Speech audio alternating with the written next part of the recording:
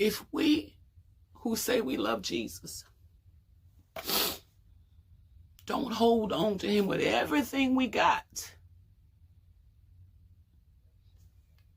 we'll lose our minds.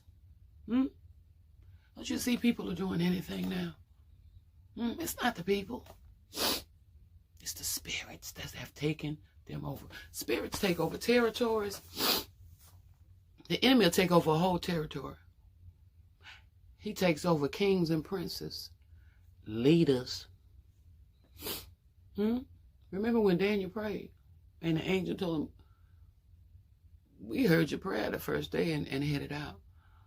But I had to fight the prince of Persia. Leaders get taken over by spirits too that want territories. But where is the church? What is your responsibility today as God's people? We have a responsibility to this word. To whom much is given.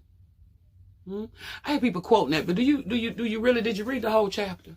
And maybe even the chapter before that to really get understanding on what God is saying.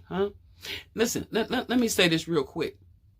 I hear people quoting that all the time. To whom much is given, much is required. But do you really know what that entails? Because what he's saying, if you go and read that, what he's saying is, now it's one thing for these people out here who don't know. I'm still going to spank them. But I'm going to spank them on the level of compassion that they didn't know. But it's another thing for those of us who study, who believe, who he gives inspired word and understanding to. It's another thing for us. So to whom much is given, much is required, which means we must be an example of a standard. Of course we mess up. Of course we mess up.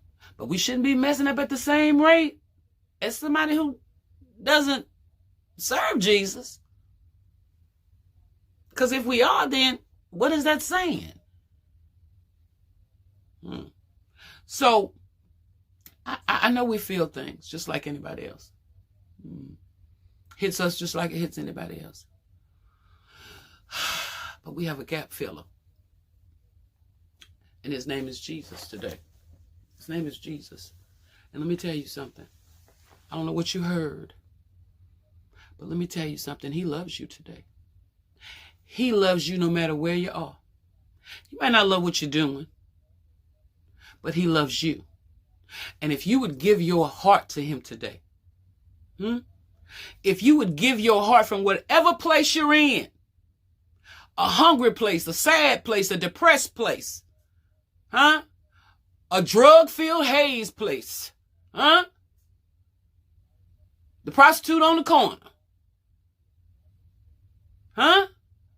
if you would open your heart to him today and open your mouth and confess that Jesus Christ is Lord today. He is the living Son of God. He died and he rose for you. If you would accept that, confess that with your mouth and believe that in your heart today, you're saved. And I don't care what nobody said. I'm telling you what the word says. You're saved. But I don't want to fool you. Salvation is free. But now the work has begun. You got to fight. You got to fight. Contend for this faith. Yeah, because don't nobody want this around too much. This is agitation right here for somebody to always be telling you what Jesus said. For somebody to be still able to hold their head up. Still able to profess him in the midst of madness. It's kind of agitation, to people who want to give in to pity parties, to people who want vengeance, to people who want to get people back, to people who want to promote violence and incite riots. It's kind of agitation to you. I understand. But I'm sent to be an agitator, so hey, it is what it is. Are you informed after the teaching? You must have a personal relationship. You can't rely on a corporate worship experience when America shuts down and you got to stay in your house by yourself sometimes, alone. You can't rely on the corporate worship experience. You must have a personal devotion. You need a level of intimacy. The church is in the middle of a test. It's in the middle of a test. If my people, I'm not going to quote it. You know what, Bible readers know what I'm talking about. If my people, not if the sinner, if my people. Listen, corporate worship is wonderful. You must have a preacher. You got to have a preacher. You got to have somebody who's dedicated, because you know how we are. You know how we are.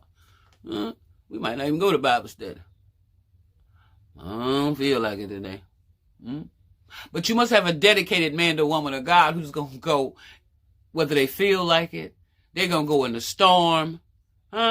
Dedicated man or woman of God. You must have a preacher. You must have one. But listen, corporate worship, this is why we always quote scriptures, but not making sure we get inspiration from God to really be able to live a scripture, because we're trained to depend on corporate worship. But these times that we're in right now, these times teach you private devotion. They teach you that you're going to need Jesus when you can't get the pastor. You're going to need Jesus on Saturday. You're not going to be able to wait till Sunday when you go to the house, right? So these kind of times teach you private devotion. Now listen, corporate worship trains you how to climb the mountain. How to climb the mountain. But private devotion. See, climbing the mountain, corporate worship, teaches you how to attain.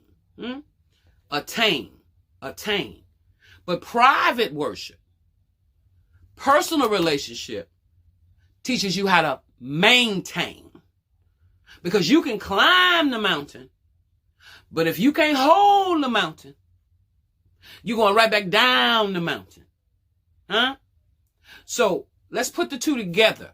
Let's have corporate worship that trains me and teaches me how to climb the mountain. But let's have private devotion. So when the pastor's not around, when they close down the building, I can maintain the mountain. See, it's one thing to attain, but it's a whole nother ball game to maintain. Can I talk to somebody out here today? You can get